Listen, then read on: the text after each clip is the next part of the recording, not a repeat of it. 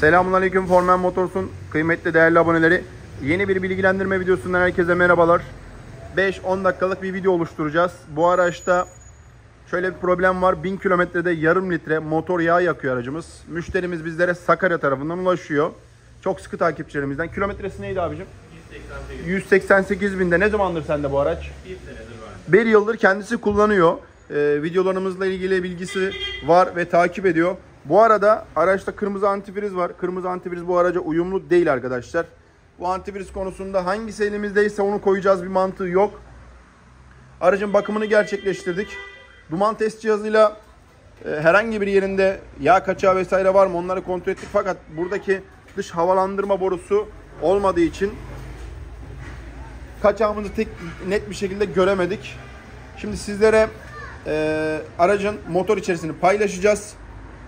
Şu kısımda bir tek duman test cihazını kontrol ettiğimizde burada bir kaçak vardı. Herhangi bir yerinde harici yağ kaçırma yok. Yani 1000 kilometrede yarım litre motor yağını aracın sağından solundan vesaire damlatma vesaire yok. Dolayısıyla bu tek bir seçeneğe kalıyor. O da aracın motor içerisi. Onu da sizlere birazdan paylaşacağız. Şimdi kameramızı saldık. Şu an aracın 4. gözündeyiz. Piston tarafı. Şimdi sıra sıra devam edelim ve sizlere de paylaşalım. Bu konu önemli. O yüzden yapacağımız yağ bakımları, yapacağımız işlemler çok önemli. Artık kilometre fark etmiyor. Her kilometrede neredeyse yağ yakma sorunuyla karşı karşıyayız. Sizler bunun cevabını biliyorsunuz. Bilenler yorumlar kısmına belirtsin. Bilmeyenleri de açıklayalım. Arkadaşlar bugün %80, %90 koyduğumuz yağlara dikkat etmiyoruz. Nasıl dikkat etmiyoruz? Herhangi bir yağ koyuyoruz. Bu araca uyumlu mu değil mi? Mühendisler bunu tasarlıyor. Bu araca diyor ki 0.30 kullanman lazım. İşte atıyorum veya 5.30 veya 5.40. PSA onay olması lazım. İşte 23.92. Atıyorum B71 23.90 veya farklı vesaire Volkswagen'de 504 507. Yani bu kodlar çok önemli. Bunlar firmaların motor yağı üretici firmalarından istediği spesifik değerler. O yüzden bunlara dikkat etmemiz lazım. Ama bunlara dikkat etmiyoruz. Ne yapıyoruz? Her yağı koyuyoruz. İşte 5.30 5.30'dur, 5.40 5.40'tır. Yani 10.40 koyanı var. Onu da geçtim. Bakın tam can alıcı noktayı paylaşacağım. Araç yağ mı yakıyor? 10.60'ı da yayın gitsin affedersin. Mantık böyle. Yani hep bir kalınlaştırıyoruz ama bu sefer ne oluyor? İçerideki sekmanı olsun, sıvaplar olsun daha da çok sıkıntıya sokuyoruz. Kurum birikmesi daha çok meydana geliyor. Yani sekmanlar resmen yumuyor yani. Katrandan, bu yoğun yağdan dolayı bir zaman sonra artık çalışamaz hale geliyor. İlk koyduğumuzda sorun yok. Bakıyoruz işte 1000 kilometrede biraz aşağı azalmış. Yağ yakması biraz kesmiş. Ama uzun vadede 1-2 yılda bu 10.60 işte kalın yağ hiç fark etmez 10.40 da olabilir. Anasını satıyor motorun affedersiniz yani. O derece riskli. Şimdi birinci gözden başlayalım. Şöyle kameramı ben vereceğim. Gel Muhammed. Tut abicim sen bunu. Şimdi birinci gözden başlayacağız. Şöyle dışarı doğru alayım ben. Şu gördüğünüz yağlarda türbütör kapağından ince sızan yağlar arkadaşlar. Bujilerin olduğu bölüm. Şimdi birinci göze baktığımızda kurumlanmayı görüyoruz. Benzinli bir araç. LPG de var ama LPG'de kullanılmıyor bu araç.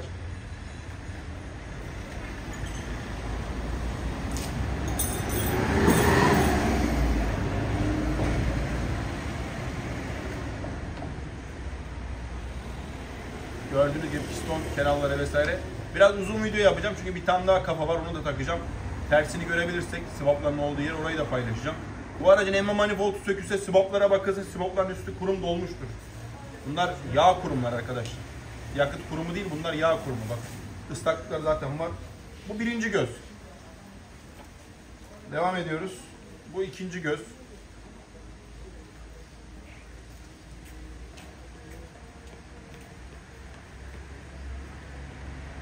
Burada da yağın kurumları yapışmış resmen. Kamerayı ne tarafa çevirebilirsek yani alanımız ne kadar geniş olursa o kadar şey görebiliriz.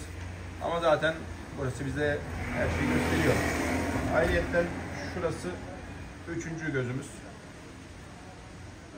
Bakın burada yağları görebiliyoruz. Kübütörden bu tarafta daha çok sızıntı var. Ama bunlar şey değil arkadaşlar yani. Bu aracın bu kadar yağ yakmasına sebep değil. Araçta eğer damlama yoksa motorun altına, yani aracı koydunuz, çektiniz, yerde yağ var, bu damlama şeklindeki yağ eksiltmeye sebeptir ama Diğer türlü bu araçta damlama yok. Doğru mu abi? Evet, aynen. Biz de kontrol ettik zaten. Kameramızı da bu şekilde salıyoruz. Şimdi devam edelim. 3. gözde kaldık. Orayı da paylaşalım. Tut bakalım Muhammed'im. Şöyle.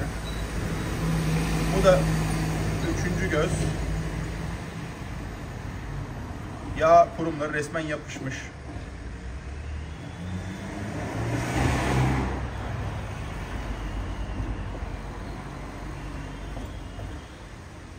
Burada da aynı şekilde görebiliyoruz arkadaşlar.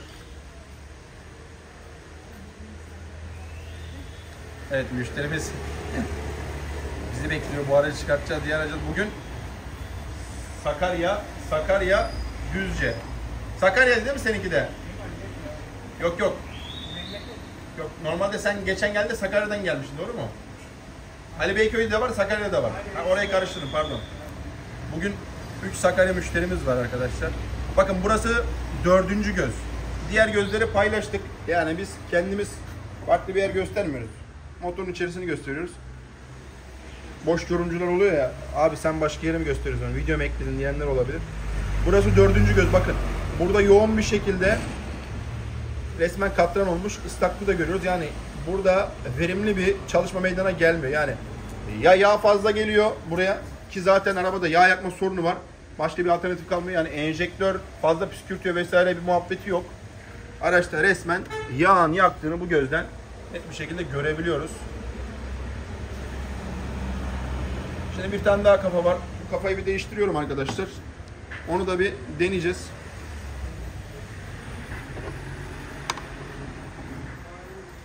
Kafasını takalım, tekrardan devam edelim arkadaşlar.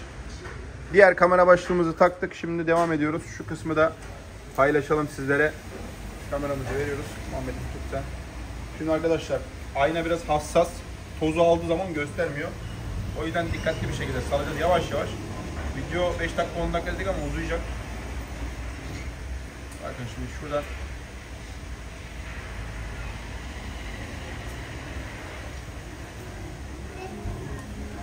bayağı salmışız. Bayağı düşmüş. Bakın. Şöyle çeviriyorum kamerayı. Görüyorsunuz. Swapların olduğu kısımlar.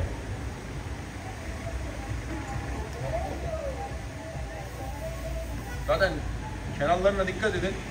Hep böyle sinir kapağının olduğu bölümler hep yağ. Yani yağ kurumlarını buradan görebiliyoruz çevirdikçe kamerayı. Zaten üstüne baktığınızda yani bu aracın motoru sökülecek arkadaşlar. Bir nebze yağ kesilir, şöyle kesilir. Kullanacağımız motor yağı bu konuda biraz önemli ve Protector dediğimiz Rimax'ta veya işte Likimoli'de olsun MOS 2 yani. Diğer katkılarda da MOS 2 diye geçiyor. MOS 2'de çözüm biraz oluyor ama yani şöyle söyleyeyim, darbeyi almış bir motoru geri toparlamak biraz değil, bayağı zor. Bazı arabalarda randıman veriyor, o da kilometre düşük olması lazım. Bu arabanın kilometresi gerçekten yüksek ki araba faktörü çok önemli burada yani. Daha önce nerede bakım oldu? Şimdi ikinci göze, hatta 4. göze bir salmam lazım. Burayı çok merak ettim. Böyle bir indireceğim.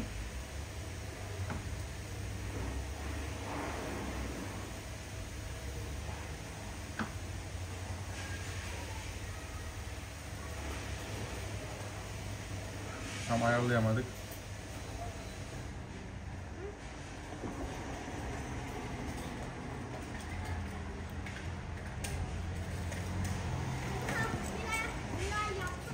Görüyor musun abi? Swap'ın üstüne bak. Burası felaket değil mi? Bak burada belki swap'ları bile eritmiş olabilir yani. Tam buradan belli olmuyor. Ama yani olay burada zaten. Ben buradayım diyor. Bu motor sağlıklı bir motor değil arkadaşlar. Şuradan ikinciye bir salalım.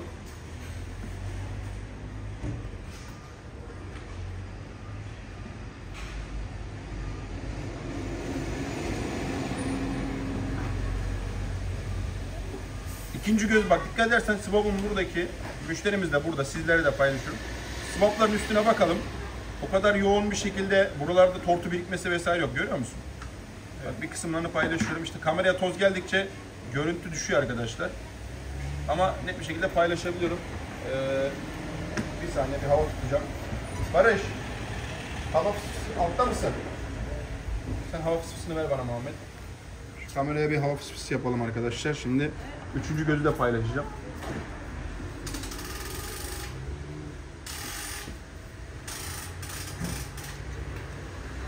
Hadi.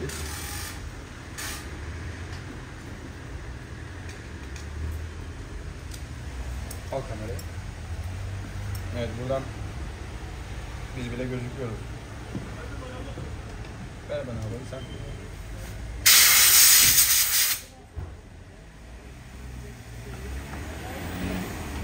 Kameraya evet saldım.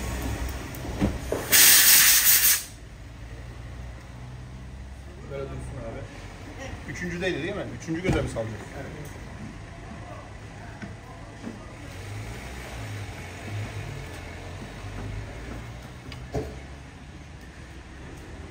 Bu işlem endoskopi mi oluyordu şimdi? Derinlere inmek oluyor da. Hı? Derinlere inmek oluyor Yok da yok, yerlere. tıp dilinde böyle endoskopi oluyor değil mi? Evet, evet. Mideye mi salıyorlardı? Bizde ince bağırsak. Mide ince bağırsak. O zaman biz boçan doktor muyuz abi? Ne oluyor? Motor da öyle oldu yani. Bak buralarda işte dışarıdan hiçbir şey gözükmüyor gibi ama sanki mikroskobik bir kamerayla bir şey incelersiniz ya bak. Buradaki şu bujinin olduğu kısımdaki yağlanma bobin ucunda kalıyor. Bu kürbütör kapağından sızıyor ya. Bak şuradan indiğim zaman bujinin dişleri. Buji burada tutunuyor arkadaşlar. Ateşleme bujisinin tutunduğu dişler. Yakından inceliyoruz. Şimdi buradan aşağı bir salarsak bir tarafın bu şekilde açık olması normal. Motorun zamanlamasına göre swaplar açılıyor arkadaşlar. Buranın da swapları çok kötü değil. Yani 4. göze göre 4. göz sıkıntılı arkadaşlar.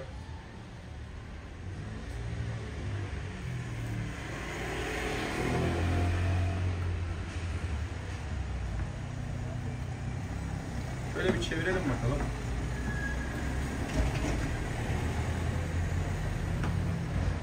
Şu an biz emmelere bakıyoruz herhalde. Bir de egzozlar var. Burası da emme olabilir. Kamera kafamızı karıştırıyor oluyor.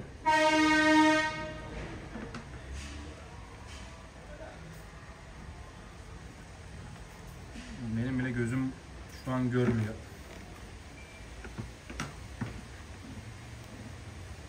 Şimdi bir saniye bir örnek göstereceğim. Bir dakika. Şu atmosfere bakar mısınız? Yani burada çalışamıyoruz. LPG sistemindeki işçilik benim en takıntılı olduğum konu. Bakın buradan ne buji sökebilirsin ne bobin sökebilirsin. Yani bunu yapıyoruz, kullanıyoruz. Müşterimiz gerçi bunu kullanmıyor da yani. Arkadaşlar tamircilerin en çok yakındığı konu bu. Bu işçilik yani. Burada nasıl çalışalım? Bak şu sabahtan beri elim burada yamuldu yani. Neyse.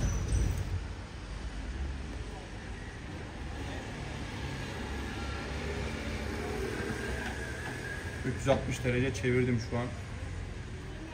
Evet, son kez 4'e bir daha bakalım. Sonrasında kapanışa geçeceğiz arkadaşlar. Şimdi biz burada çok rahat bir şekilde konuşuyoruz. Çok net bir şekilde ifade ediyoruz ama izleyen müşterimiz üzülüyor. Yani kendi yerinde olmak istemem ama yapacak bir şey yok. Bu aynı şeye benziyor. Hastanede hastanız var. Doktor size diyor ki işte sizin hastalığınız ilerlemiş. İleriki boyutta daha problem olabilir. Çok rahat. Çünkü işi bu, artık alışmış. Biz de artık alıştık. Bir şeyleri paylaşırken çok rahat bir şekilde söyleyebiliyoruz ama bazen müşterilerimiz şaka yapıyor bizlere. Ya ustam sindire sindire söyler misin diye, bir anda söylemedi. Bu da ona benziyor. Abi havayı verir misin?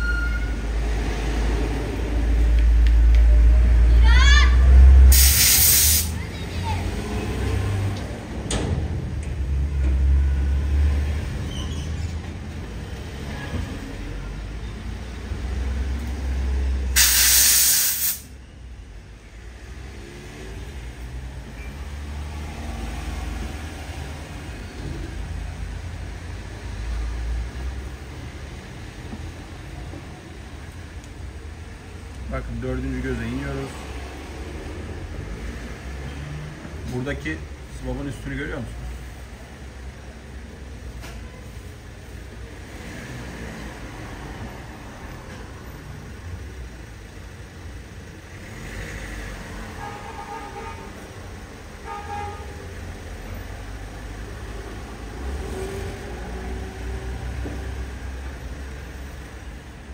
Evet, bizden bu kadar arkadaşlar. Kameramızı çıkartıyoruz, aracımızı toparlayacağız, yağ bakımını yaptık zaten.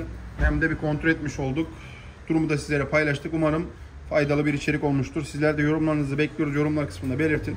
Diğer videolarda görüşmek üzere. Kendinize iyi bakın. Söylemek istediğim bir şey var mı? Yok. Allah'a emanet olun arkadaşlar.